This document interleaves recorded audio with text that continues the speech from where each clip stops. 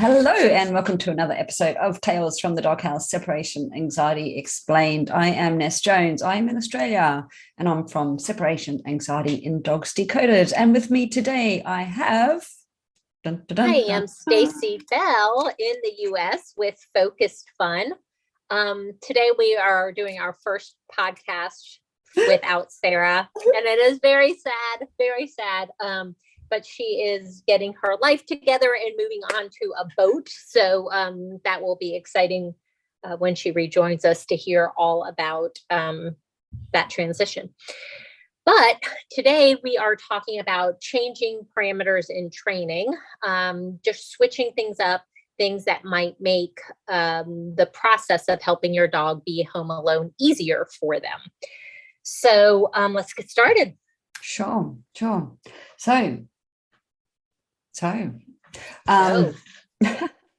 sometimes success in training can be actually more simple than what we think. For example, I have had 2 clients where the dog has been left outside and has built a fair history of being left outside by itself and the owners have left home. But aside from that, goes into complete and utter panic. And I've even done the assessment with the dog inside to see if it makes a difference to having it inside and also one outside, and it's chalk and cheese. Just those 2 particular dogs are good examples of, by moving the training inside, moving the dog inside when the owners aren't home, has enabled them both to really cope. And they're coping, they just are completely different dogs. So one of them's a past client. Shout out to Kevin, that's the dog's name. And I mean, it was really, really evident when he was outside and we did the assessment. As soon as the owners just stood up and took one step towards their exit door, he was just panicked. I didn't even do the assessment with the other dog with it outside. I just said, look, can we please just start inside and see how it goes? And her name is Jane. Sorry, shout out to Jane. And actually, did you just notice I just said 2 human names for 2 dogs? Yes. Jane and Kevin. And they're both staffies too. How about that? Just a side note. So we've just been working with Jane inside, and her training is going phenomenal. Better than you could hope for. She's just doing amazing. So we are still going through a program together, but she hasn't put a foot wrong. So big, major difference. So they're really good examples of just changing things up and how it can just change the dog's mindset. Have you got any clients like that? I think just backing up a little bit and giving an umbrella category of like, where are you going to leave the dog, right? And so in your case, one subcategory, because I like things organized, one subcategory would be inside outside, but it could also be in a crate, out of a crate. It could be in a confined space, whether that's a kitchen or the living room or a bedroom or whatever, or free roam. It could be gates could be involved or that sort of thing. So I think that's a big category. And I have had dogs that have started in the crate or were working in the crate with their pet parents before we started together. And I was just like, can we please just try them out in the crate? Let's just do the assessment both ways. And if there's one way that's much easier for your dog, let's go with that. And 99.9999% of the time out of the crate is a lot easier. There's always going to be that one dog that for some reason inside the crate is easier.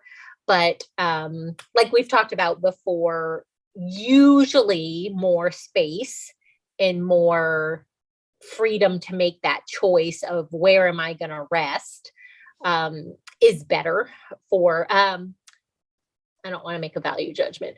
It makes being home alone easier for the dog. So we always recommend, let's at least try that, and for some dogs, especially crates, they have, like you were saying with the outside with Kevin and Jane. they had a lot of fear history associated with being outside when their parents left. So if your dog has just really negative experiences in their crate and a lot of fear associated with that, it's, just another hurdle, right? So it's not only that they're confined, and that does sometimes make it more difficult for dogs, but it's like the emotions attached to that crate that you have to overcome. And then you can start training with moving away and getting outside the door. So it does add a whole nother step to training. Yeah, we have a whole episode, not on YouTube, but it will be on our podcast. So anybody that wants to listen to that, it's focused entirely on crates. So what our feeling is in regards to crate, how to employ them, when to employ them, et cetera. But yeah, I actually have people in my Facebook group that have crated their dogs, and I've said, hey, why don't you try leaving them out? And they've said it's just made such a huge difference. My Facebook group is Separation Anxiety and Dogs Decoded. If anybody would like to join me, you will be most welcome. Yes, but I think the thing with crates in particular is, owners get caught up in that, well, I can't let the dog out of the crate because they're going to destroy the house. And it's a very real concern. But of course, when we're doing this training, and we have talked about this before, we're watching them on a live camera feed. We're always setting them up for success. We're never letting them go over threshold to the point of panic where they are going to destroy your belongings. So therefore, that's not going to happen. So you can kind of knock that fear on the head, for want of a better way of saying it. Right. Another one is just, one time when, I know I just said our rule of thumb is more space, more choice, better. They will probably do. One time, there's probably other exceptions, but one of the big exceptions that I can think of to that rule is when the dog is noise phobic, and if there is a room or area of the house that is quieter, that can be helpful in training, because a dog that is reacting to environmental noise or visual cues can really affect home alone training. And we have strategies for that and an episode, but if we can change the parameters of our setup to just make it easier and kind of avoid that whole thing, then that can be really helpful too. So that is kind of my exception to the rule, is if I know the dog is really sensitive to environmental sounds and visual things, then I'll be like, okay, let's just try and see. And sometimes it's great, and sometimes it's like, you know what, it doesn't balance out, so then we don't do that. Yeah, and they don't have to be noise phobic. It's as you said, sensitive, or it could be, as you say, it could be something visual. So if you're on a busy street, how can we change that up? So I've actually in the past advised clients to not necessarily do it inside the house, but try to do some sort of trellising or hedging or some plants or something to block that view of whatever's happening on the street. Or you could put film on the window. If moving the dog away from that area, it doesn't help the training, then we have to think of other ways of expediting the process. Another one that we can often help is, because we often talk about fear history, and this particular thing is associated with the dog being home alone, the dog being scared. Sometimes that could be your front door.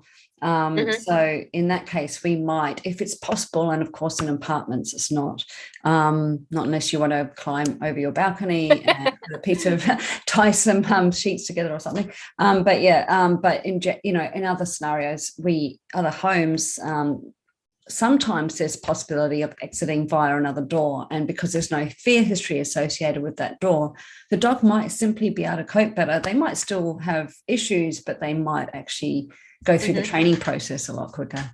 Yeah, that's what we ended up doing with Spud, who was on the show some months back. We ended up switching doors and using a different door than they had been. So it can make a big difference, and sometimes it can't. I had a recent client, and well, she's been a client for a while, but recently we tried switching up the door just because we were kind of in a regression. And so we're like, let's when we start over at a time that works for her, let's try the front door to see if she can move more quickly. And she didn't. She didn't. So sometimes you think something might help with training and it doesn't. And it's all about really tracking what you're doing and letting the dog lead the way, right? Because there's no reason just because you have this idea that the dog's going to be like, yeah, that works for me or that doesn't work for me. So we just have to collect data. And I always just try to go with what's easiest for the dog. Yeah, like you say, it's a case of trial and error, isn't it? Mm-hmm. Yeah. It really is. Mm. And so I also will want to try things more than once. Like, so if we try the door, like with Bria, we tried the door and it wasn't like it was terrible, but it just wasn't as easy for her as the side door is. So we're like, okay, let's just give it one more shot. Maybe it was an off day, or maybe, you don't know. Right. And so we try it again, and, we did a few sessions with it that way. And we just were like, you know what, this is not worth spending time on. Let's go back to the other door. And exactly. So, something we have touched on in the past, but I think it's kind of relevant, is, for dogs, for people that get a pet sitter to come to the home, and while they leave, it doesn't have to be a official pet sitter, but it could be a family or friends member, and the dog struggles because they're watching their significant person walk out the door and leave them. Just to change the parameters on that, I think it's often easier for the dog, for that person that's looking after them, to take them out. Take them out for a short walk up the road, 10 minutes, what have you. And then that significant person that the dog's maybe hyper attached to can leave while they're out. And it's not such a big deal for the dog watching them leave. So that's just a simple tip that can often just swing the balance in your favor. Yeah, it's so true. I don't know if I've worked with somebody where their dog was the exception to this rule that you're saying. Is like, I think it's always, I'm not going to say always, but frequently easier for the dog if they're the one doing the leaving, right? So if the person watching them takes them for a walk or takes them into the backyard and, plays some games with them, or, whatever it is, whatever works for the dog in question. But I think it's, staying put and watching their pet parent leave is hard for a lot of dogs. One other one that I wanted to mention was baby gates or gates, or, at X pens or anything blocking away. Even if it's, I know with like X pens and crates, you're frequently creating an enclosure for the dog, or even baby gates, maybe blocking a room. And that can really make it more difficult for some dogs. So, and I know for some scenarios, if you have a puppy and they're not quite potty trained and they're not, fully through the stage of biting or eating everything they see, we might need to get creative there. But baby gates frequently can make things more tricky for a lot of dogs. So that is another thing to consider. Can we take this away? What would that look like? Can we do something else? Like, some people use baby gates for dogs that try to run out the door. So they'll put a baby gate up.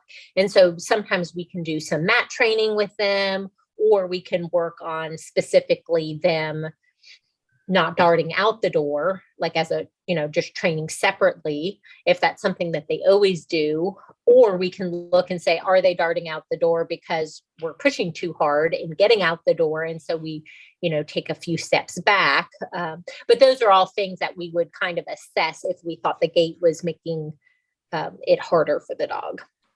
Yeah, for sure. Yeah, mat training's a good one for that sort of thing, that's for sure. Or, I mean, really, if that's sort of, if the dog is borderline whether they're going to stay on the mat and you don't want to include the baby gate inside the door, you could actually put a gate on the outside sort of thing. So, right. or, some sort of pen on the outside. So if the dog does dart out, they're not going to go anywhere. Right. Other setup things that we've talked about are just, there might be sound masking things or stuff like that. Again, if your dog is sensitive to noises, that might help them. Some dogs that are very routine oriented, it can help to kind of have a routine before you start training. So maybe you go for a walk, you do like a scent trail or a snuffle mat or something, and then chill out for a little while and then start, your exercise with the dog, the home alone exercise with the dog. And so some dogs, that kind of routine helps them set expectations and helps them kind of prepare. So I've done that with a couple dogs, not as a general rule, but just a couple dogs, that kind of thing made it a little easier for them. So that would be another kind of setup, or changing the setup parameters a little bit to help make it easier for the dog. And, that kind of opens up the whole discussion of, when you train your dog when you're working on helping your dog be home alone, we do want to work initially in that easiest scenario for them. Yeah. So absolutely. whatever that is for your dog. So one of the things that we talk about a lot for puppies, but I kind of apply it to all of my clients, honestly, is making sure your dog is safe. So the acronym is sleepy.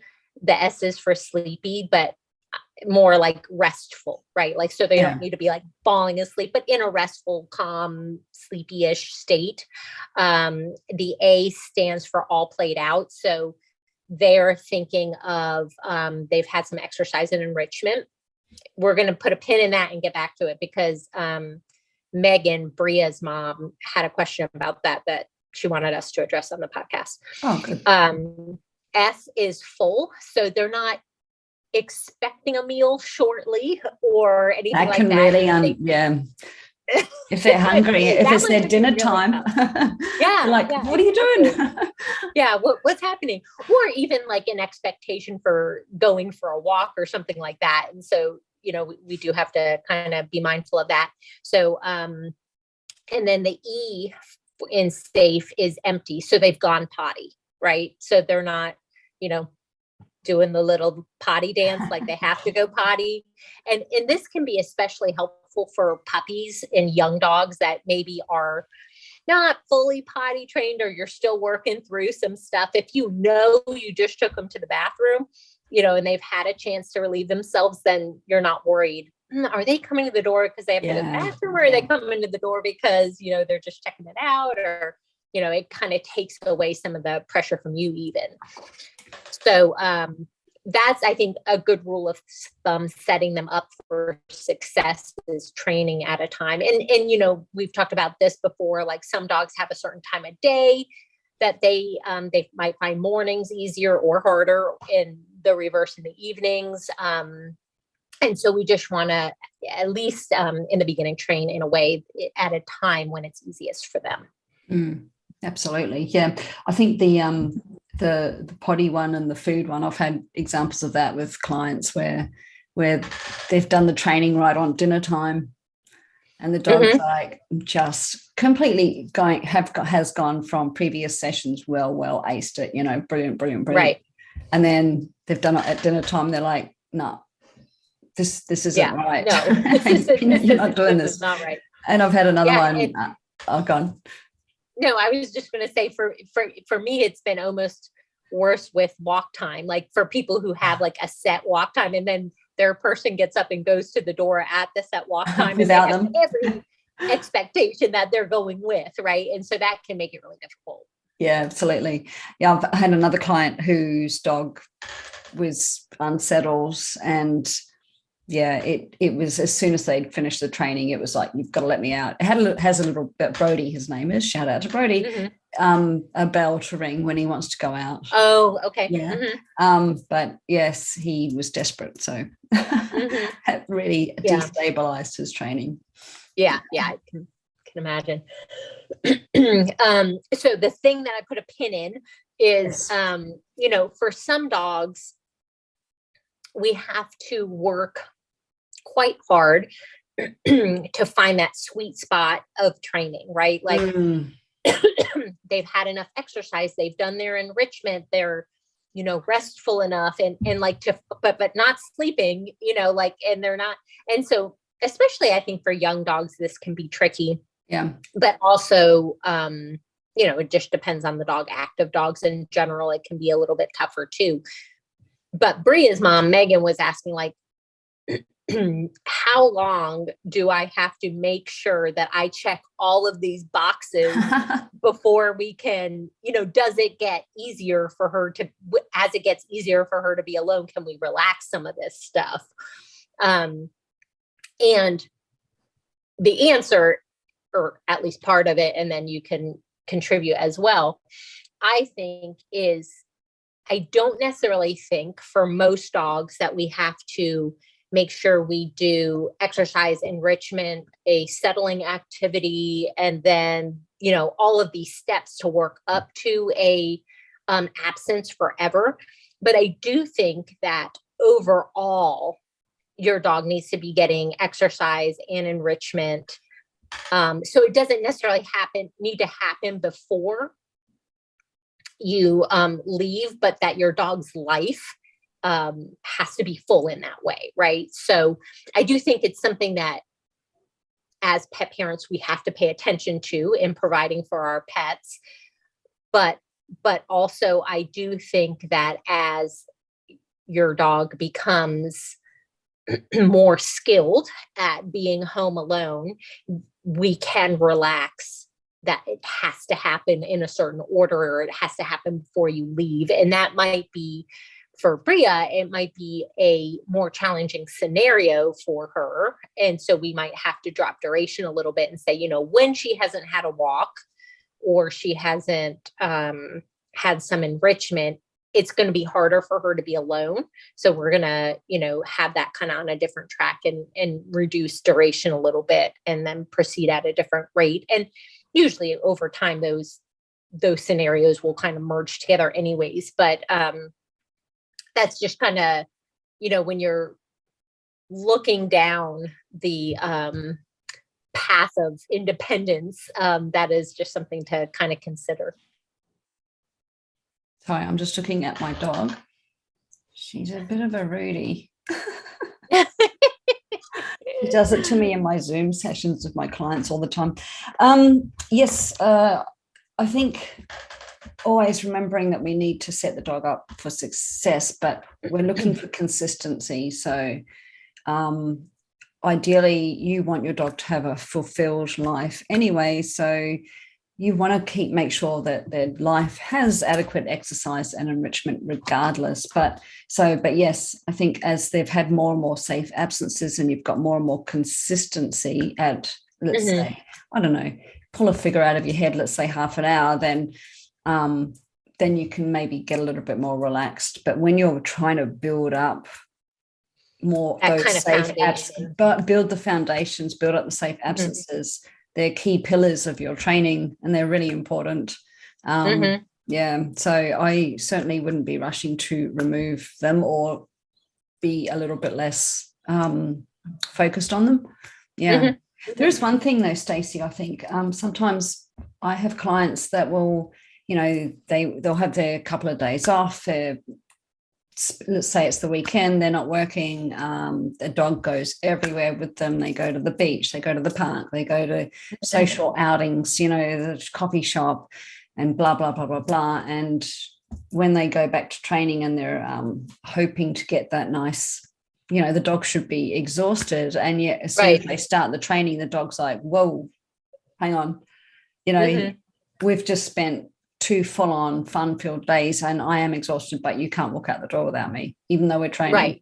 Yeah, because Right.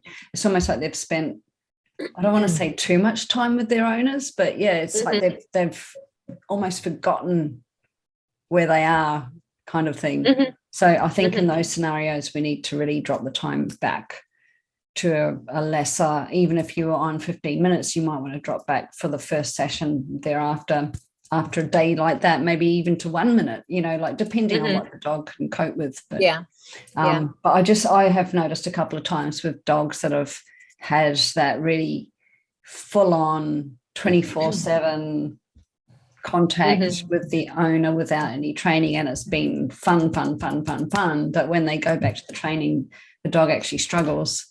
Yeah. I've also seen with some dogs,